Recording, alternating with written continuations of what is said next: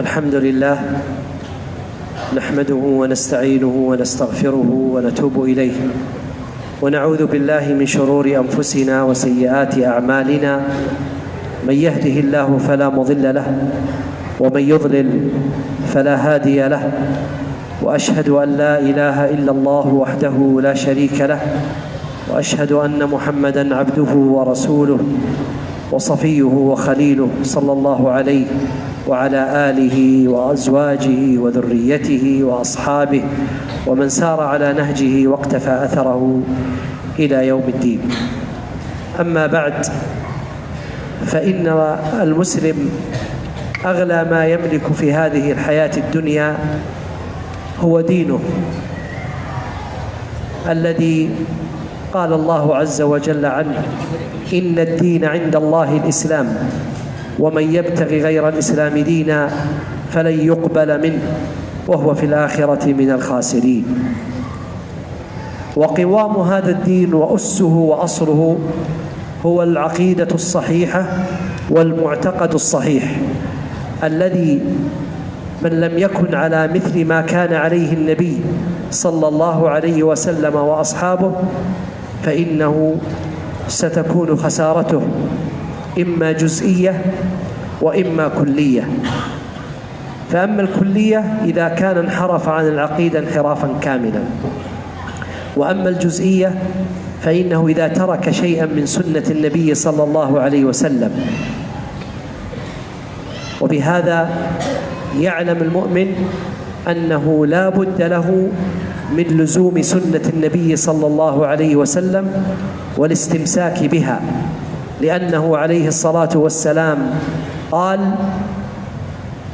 تركت فيكم ما إن تمسكتم به لن تضلوا بعدي أبدا، كتاب الله وسنتي. ومفهوم كلام رسول الله عليه الصلاة والسلام أن من لم يستمسك بالسنة وبكتاب الله قبل ذلك فإنه سيقع له شيء من الضلال أو ضلال كامل، والعياذ بالله إن انحرف انحرافا كاملا. ولما كانت العقيدة هي أغلى ما يملك الإنسان، قال الله لأصحاب الكهف: إنهم إن يظهروا عليكم، أي قومكم الكفار، إنهم إن يظهروا عليكم يرجموكم أي يقتلوكم أو يعيدوكم في ملتهم ولن تفلحوا إذن أبدا. ما قال الله سبحانه وتعالى يرجموكم ولن تفلحوا، لا، قال يرجموكم أي يقتلوكم أو يرجعوكم إلى ملتهم الكفرية وعندئذ لن تفلحوا إذن أبدا. فأعظم ما يملك المسلم هو عقيدته التي يتقرب بها إلى الله، ويسأل الله أن يلقى الله على عقيدة صحيحة كما كان عليه النبي صلى الله عليه وسلم وأصحابه. بسم الله الرحمن الرحيم.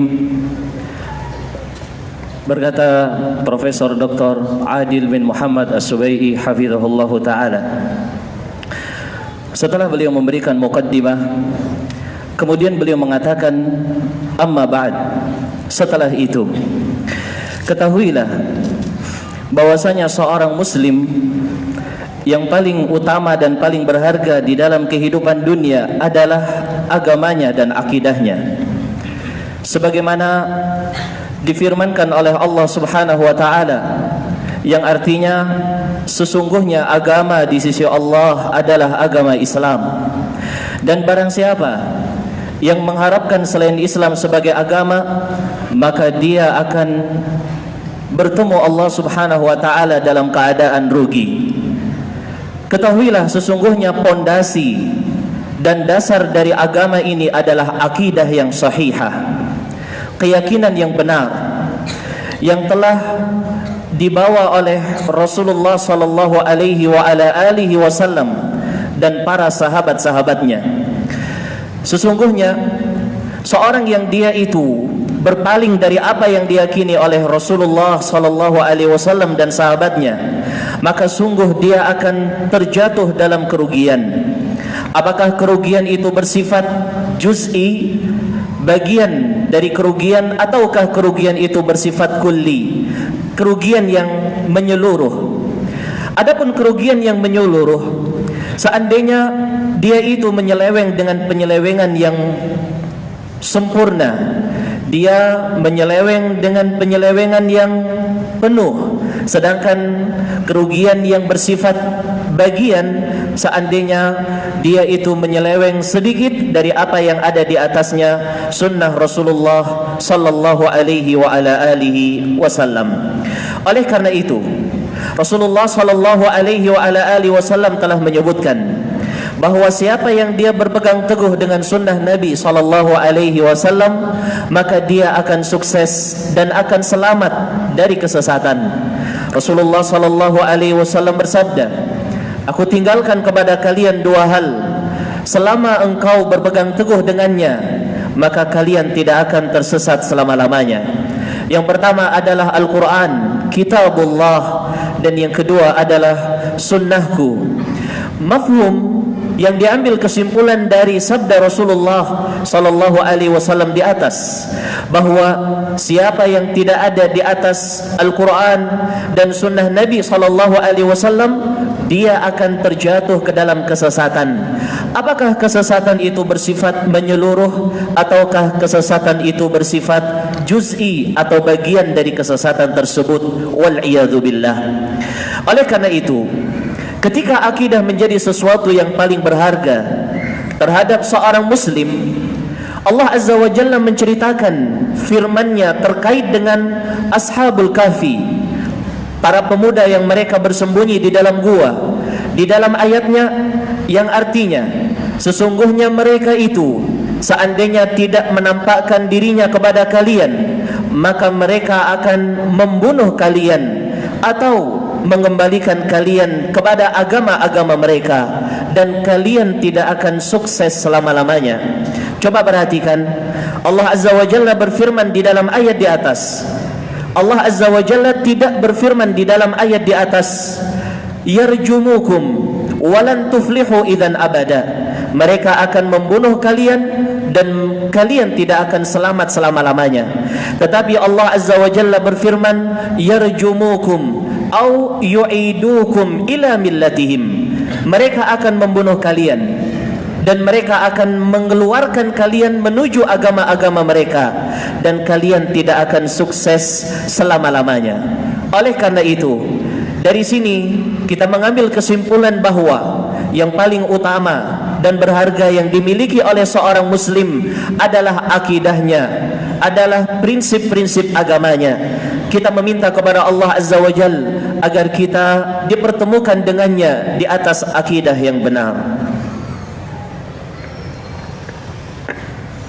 ما هي الأسباب التي تؤدي إلى ضعف العقيدة أو والعياذ بالله انتقاضها بالكلية؟ هناك أسباب يغفل عنها الناس، وبعضها يعرفونه ولكن يهملون العمل الذي ممكن أن يساعد على ضعف العقيدة أو زوالها بالكلية والعياذ بالله. لا بد للمسلم أن يعرف هذه الأشكالات أو هذه الأسباب حتى يتوقاها ويحرص أن لا يقع فيها. أول هذه الأسباب وأخطرها هو الجهل والرضا بما عليه الإنسان من العلم، كما قال الله سبحانه وتعالى وفرحوا بما عندهم من العلم. الجهل بحيث لا يسأل عن العقيدة ولا يتعلمها ولا يعتني بها ولا يهتم لها، بل يكتفي بأنه ولد من أبوين مسلمين وأنه يعيش في دولة مسلمة، ثم يبقى لا يسأل عن دينه ولا يعرف شيء من الأمور الشرعية. ولهذا لو سألت كثير من المسلمين اليوم في المتاجر، في الجامعات، في المدارس، سألتهم عن عقيدتهم ما هو الحق فيها، قالوا ما ندري، نحن يعني نسأل العلماء إذا احتجنا شيء، لكن أنت اشرح لي عقيدتك، لا يعرف.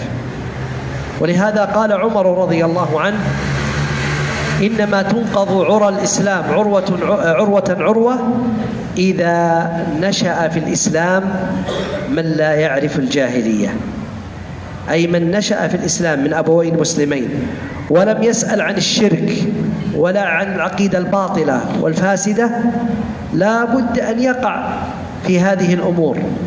فلا بد إذن أن يسأل المسلم عن عقيدته فيقول: ما عقيدتي في الله؟ ما عقيدتي في رسول الله صلى الله عليه وسلم؟ ما هي عقيدتي في الملائكة؟ ما هي عقيدتي في الكتب؟ ما هي عقيدتي في الرسل؟ ما هي عقيدتي في اليوم الآخر؟ لا بد أن يسأل ما هو الذي يجب علي تجاه هذه الأركان الستة العظيمة، فعندئذ ينجو بإذن الله. لكن إذا بقي جاهلا سينتقض إيمانه وعقيدته والعياذ بالله. Kemudian beliau mengatakan, apa itu sebab yang menjadikan seorang jatuh ke dalam kelemahan di dalam prinsip dan akidahnya? Wal'iyadzu billah. Di sana tentunya ada sebab-sebab yang menjadikan seorang itu akan lemah dan hancur akidahnya. Pertama dari sebab-sebab yang banyak adalah, pertama di antara sebab-sebab yang menjadikan seorang itu rusak dan hancur akidahnya adalah al-jahlu, kebodohan, ataukah ridha dengan apa yang ada di atasnya dari ilmu dia yang sedikit. Sebagaimana Allah Subhanahu wa taala berfirman di dalam ayatnya yang artinya, dan mereka itu bangga dengan apa yang mereka miliki dari ilmu. Ketahuilah bahwasanya kebodohan menjadikan manusia itu malas untuk bertanya. Bahkan dia malas bertanya terhadap akidahnya. Dia tidak mau bertanya, dan dia mencukupkan bahwa dia itu dilahirkan oleh ayah ibunya dalam keadaan muslim.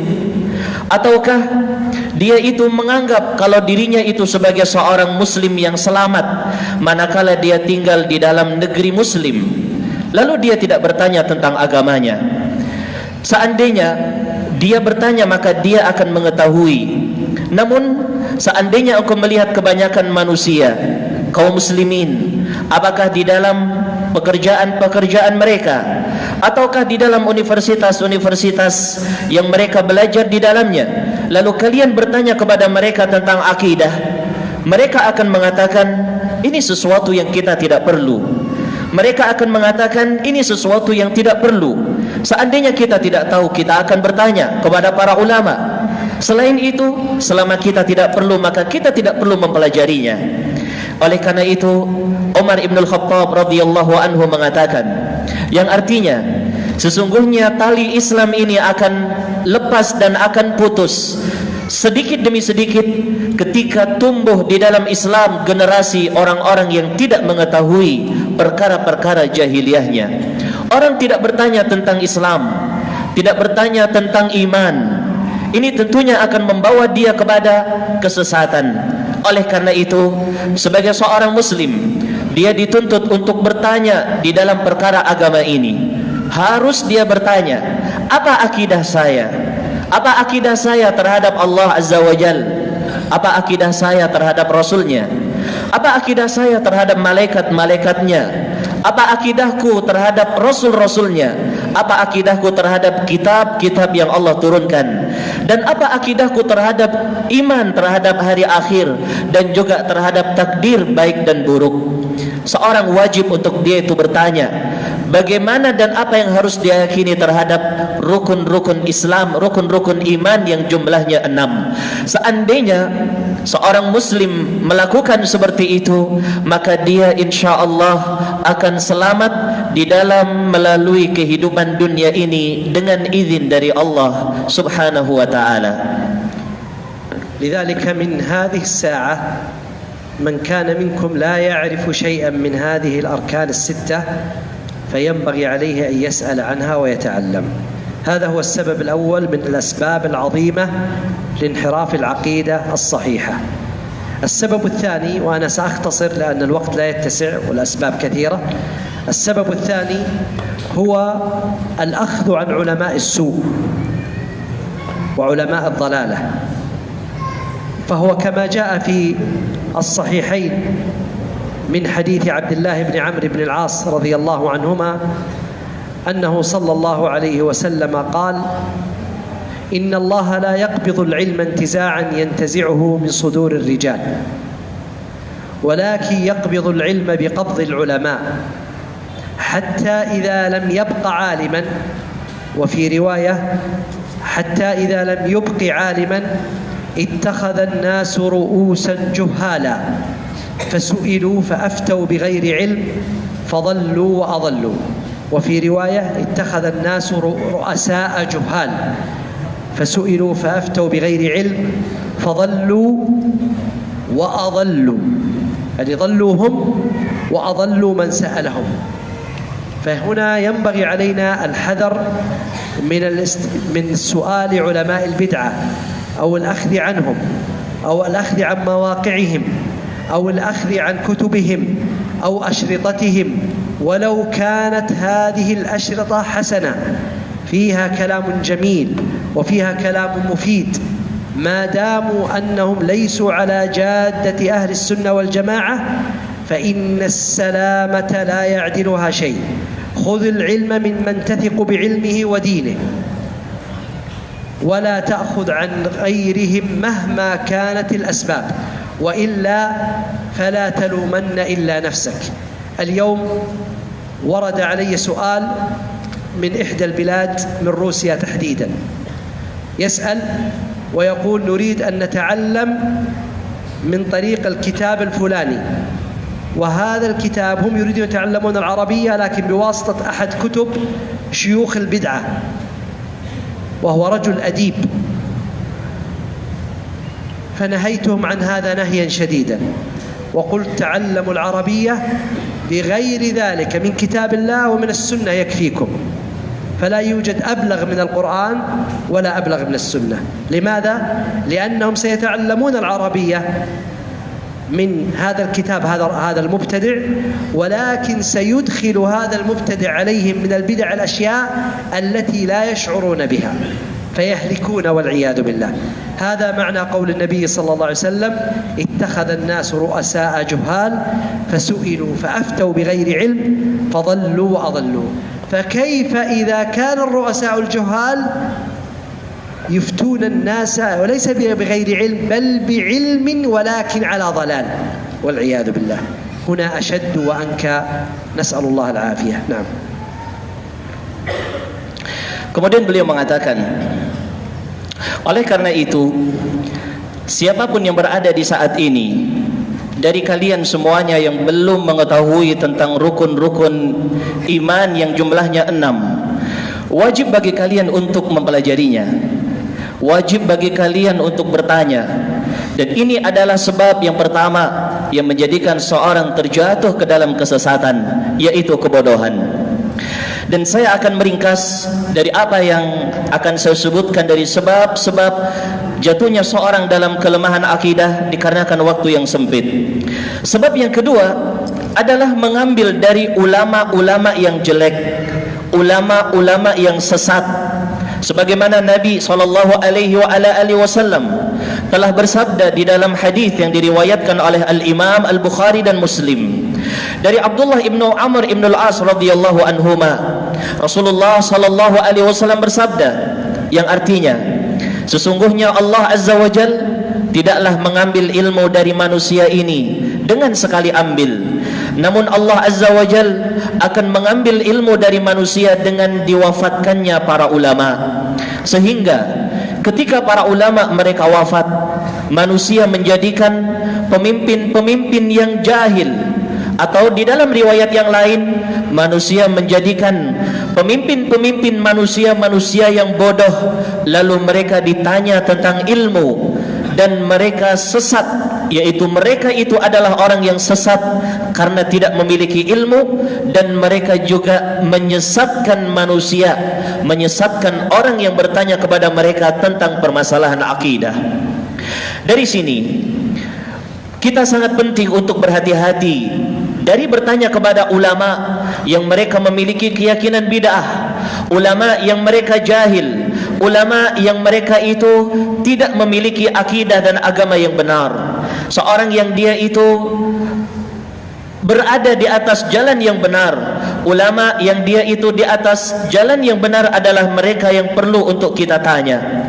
Jangan bertanya kepada mereka apakah melalui kitab-kitab mereka, ataukah kita mendengar kaset-kaset mereka, ulama su, ataukah kita melihat di situs-situs mereka, walaupun mereka adalah orang yang terlihat orang yang baik.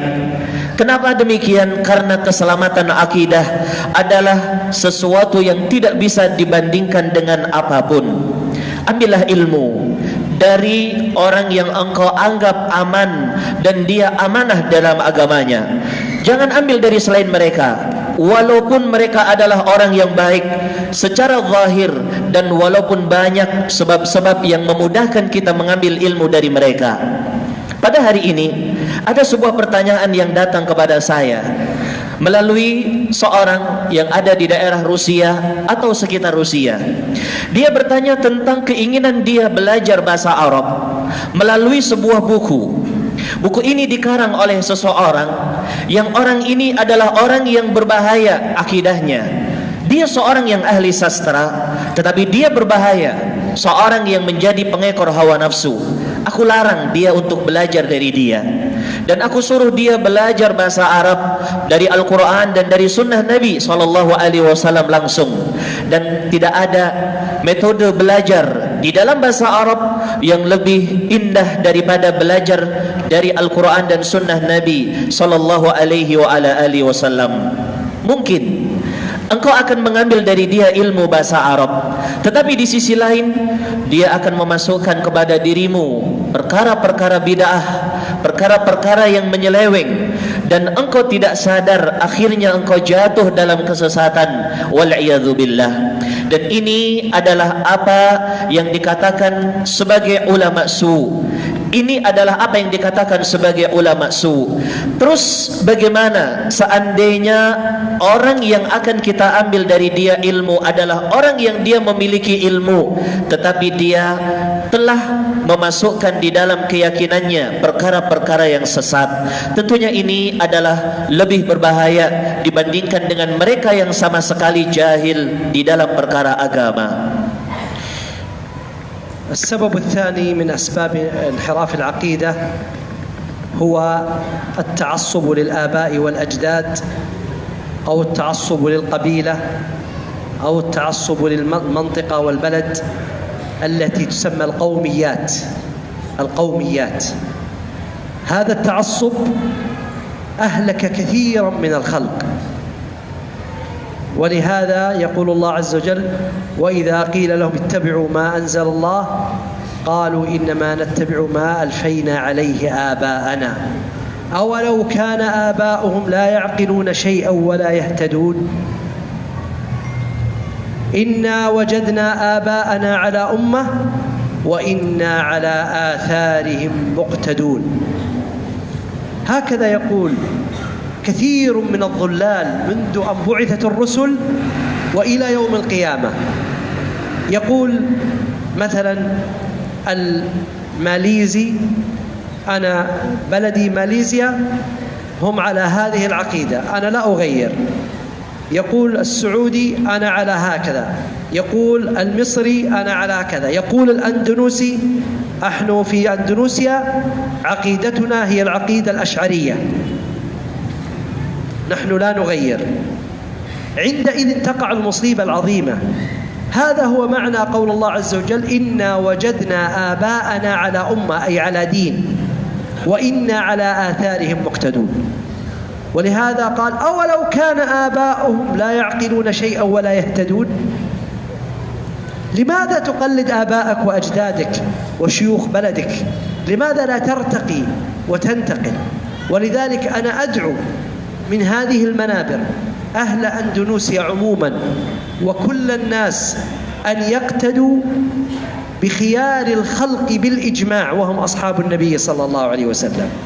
فإن كانوا لا يستطيعون الاقتداء بهم لصعوبة الوصول إلى كلامهم وفهمه، فليقتدوا بالأئمة الأربعة: مالك بن أنس، ومحمد بن إدريس الشافعي، وأبو حنيفة النعمان، وأحمد بن حنبل.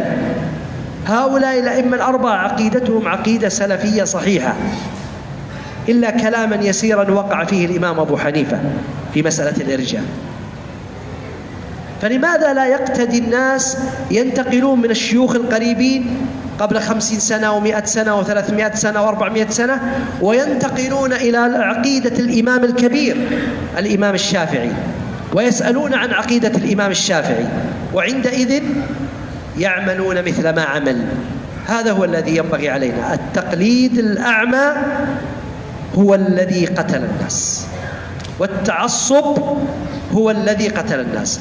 التعصب للآباء والأجداد والتقليد الأعمى للشيوخ، هذان سببان نعتبرهما السبب الثالث والرابع من أسباب انحراف العقيدة: التقليد الأعمى للشيوخ، حتى أن الإنسان يغمض عينيه يقال له قال الله قال الرسول، يقول ما أدري، الشيخ فلان يقول كذا. هذا ضلال والعياذ بالله. والثاني هو التعصب للآباء والأجداد، والتعصب لما كان عليه الأهل والأقارب والبلد ونحو ذلك. هذا سبب ضلال بلايين وليس ملايين من البشر.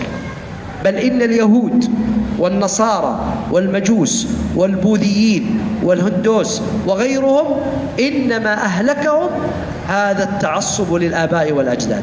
حتى إنك تسمع واحدهم يقول: أنا أعلم أن الدين الإسلامي هو الدين الحقيقي، هو الدين الصحيح، لكن لا أستطيع أن أخالف أهلي وقومي أبدا. وتجد بعض أهل البدع يقول: نعم أنا أعرف أن طلاب العلم من أتباع المشايخ العلماء السلفيين هم على الحق، ولكني لا أستطيع أن أخالف ما كان عليه آبائي وأجدادي. يترك هذا عيانا جهارا نهارا والعياذ بالله. نعم.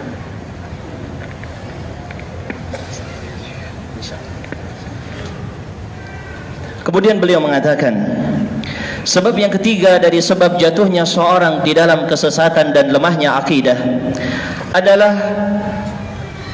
adalah fanatisme terhadap nenek moyang, ataukah terhadap kabilah, kesukuan, ataukah terhadap sebuah daerah, dan ini dinamakan dengan al-qaumiyat, fanatisme terhadap sebuah daerah. Ini yang menghancurkan kebanyakan dari kalangan manusia. Seandainya dikatakan kepada mereka untuk mengikuti kebenaran, mereka akan menjawab dengan ini yang ada di atasnya nenek moyang kami. Oleh karena itu Allah Azza wa Jalla berfirman di dalam ayatnya yang artinya menceritakan keadaan orang yang seperti itu. Dan seandainya dikatakan kepada mereka, orang-orang kafir, ayo ikutlah kepada apa yang dibawa oleh Rasul, apa yang diturunkan oleh Allah, mereka menjawab, sesungguhnya kita itu mendapatkan apa yang kita dapatkan di atasnya orang tua kami. Kami akan mengikuti apa yang ada di atasnya nenek moyang kami. Lalu Allah mengatakan kepada mereka, apakah nenek moyang mereka itu tidak mengetahui? Mereka mengatakan, apakah nenek moyang kami tidak mengetahui dan tidak memahami perkara tersebut?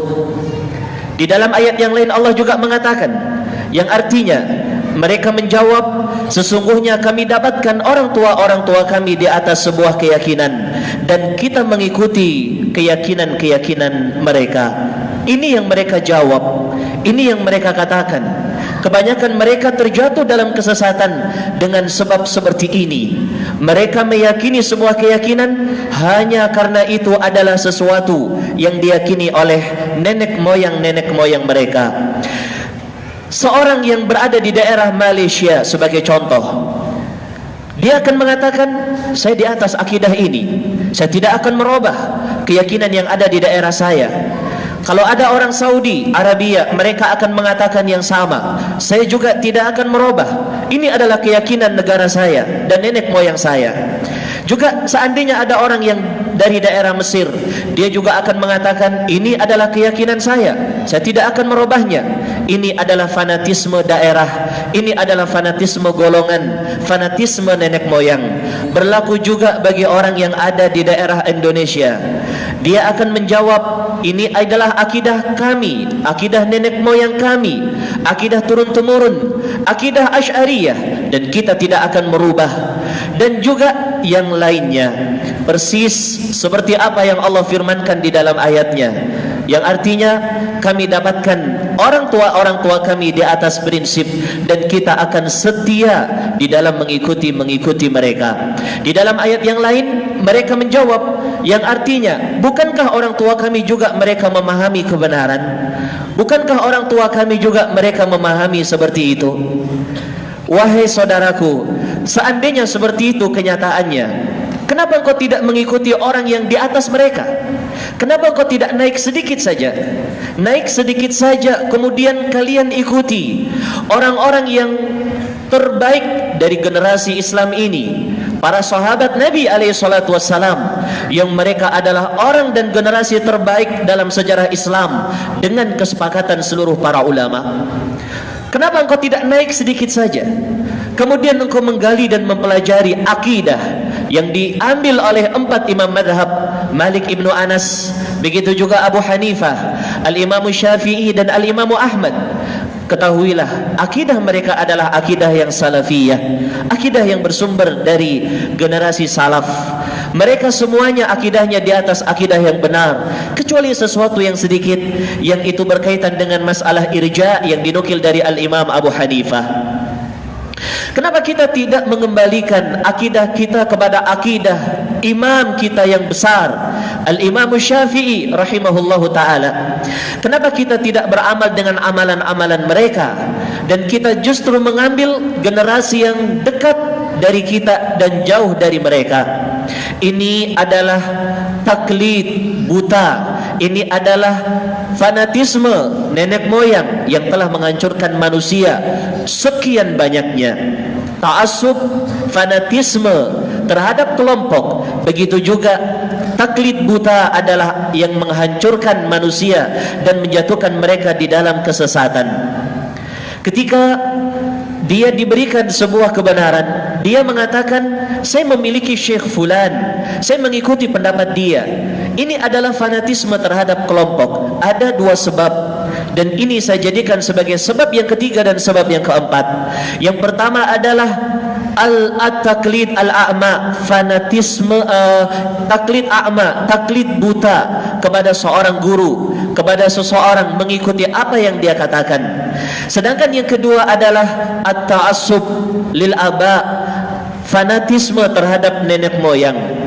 Kalau kita melihat orang-orang Yahudi, orang-orang Majusi, orang-orang Hindu, Buddha, dan selain mereka dari orang-orang kafir, yang menjatuhkan mereka di dalam kesesatan adalah fanatisme terhadap nenek moyang mereka dan kakek-kakek mereka, dan juga fanatik buta, taklid buta terhadap nenek moyang mereka. Bahkan di antara mereka ada yang berani mengatakan ketika datang kepada mereka kebenaran, dengan tegas dia mengatakan, saya berada di atas sebuah prinsip, ini yang harus saya pegang, saya tidak akan merubah prinsip ini. Padahal prinsip itu bertentangan dengan akidah yang benar. Di antara ahlul bid'ah ada yang mengatakan, orang yang mengikuti perbuatan-perbuatan bid'ah, ada yang mengatakan, saya mengetahui ini adalah sunnah, ini adalah kebenaran, ini adalah hak, tetapi saya tidak bisa merubah. Saya tidak bisa mengikuti kebenaran tersebut. Saya tidak bisa merubah kebenaran, merubah keyakinan dan prinsip yang saya miliki, disebabkan karena dia telah terjatuh ke dalam fanatik buta dan fanatisme terhadap nenek moyangnya.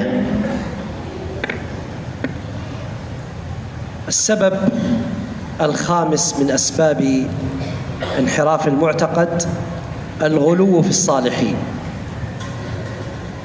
الغلو في الصالحين هذا باب خطير وباب عظيم، وهو أول أسباب وقوع الشرك في هذا الخلق، وذلك أن قوم نوح حين وقع بداية الشرك معهم أنهم كان فيهم رجال صالحون يقومون عليهم بشرع الله، علماء كبار وأناس صالحون. فلما ماتوا قال بعض الجهال من قوم نوح: نحن نصنع لهم صور ونرسمها حتى إذا رأينا أشكالهم تذكرنا ما كانوا عليه من العبادة والتقوى والإيمان، فنحن تحركت قلوبنا إلى أن نفعل مثل ما فعلوا. نشأ جيل وآخر وآخر حتى كان بعد أجيال ظنت أجيال جاءت بعدهم أن هؤلاء كانوا أنهم وسائط بينهم وبين الله، فاتخذوا هؤلاء الأولياء ودا ويغوث ويعوق ونسرا، اتخذوهم أولياء غلوا فيهم ثم جعلوهم وسائط بينهم وبين الله، فوقعوا في الشرك، وقعوا في الشرك الأكبر والعياذ بالله. ولهذا تجدون كثيرا من المتصوفة يغلون في شيوخهم، حتى إنه لا يرى شيخه على الفاحشة والعياذ بالله فيقول: كذبت عيني وصدقت شيخي، لأنه غلا فيه. وتجدون كيف يفعلون مع أتباعهم من أنهم يبصقون عليهم ويتبركون ببصاقهم، وكيف يغسلون أقدامهم فوق رؤوسهم، وكيف أنهم يتمسحون بهم. اتخذوهم كالعبيد، بل كالعبيد أشد من كونه سيدا وهذا عبد عنده والعياذ بالله.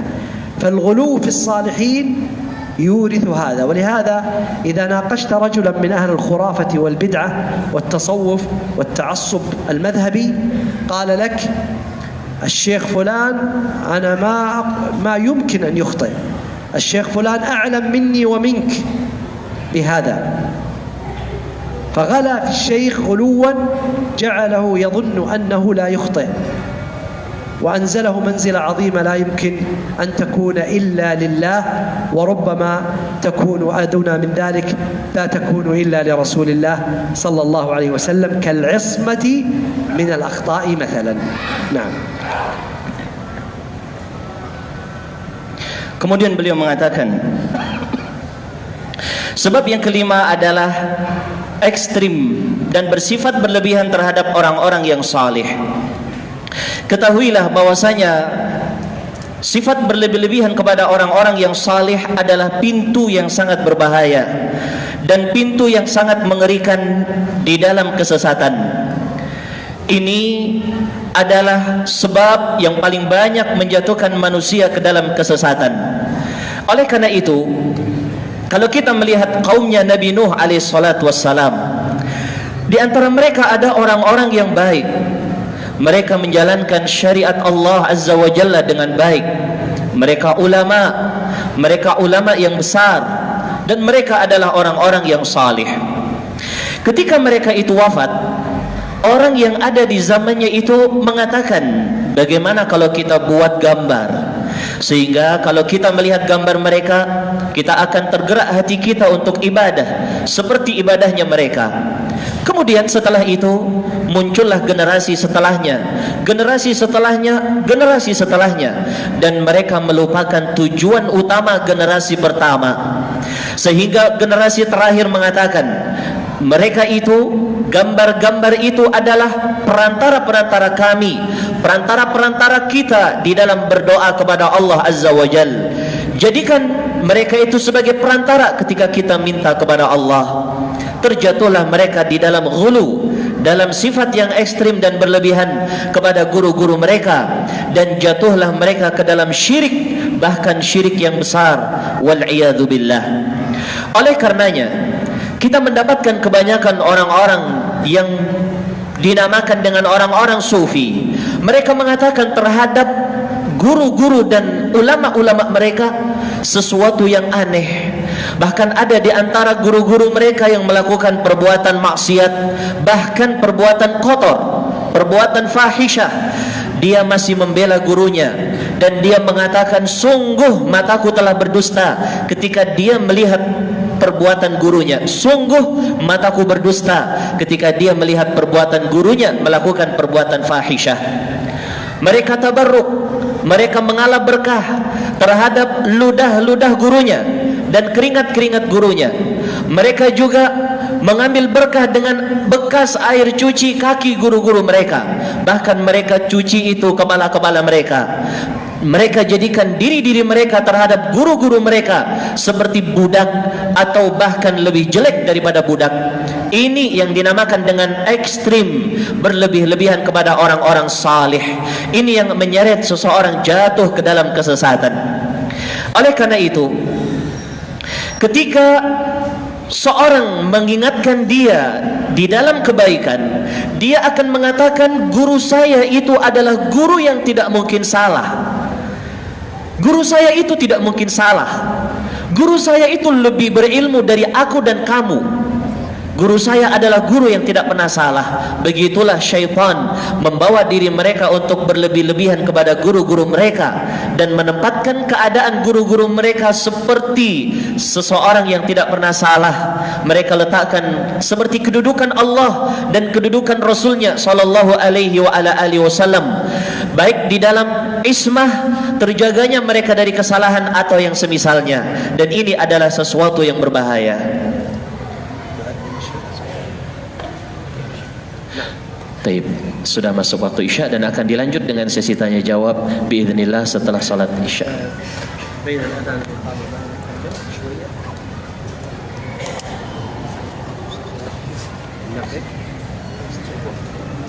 Tafadhalu.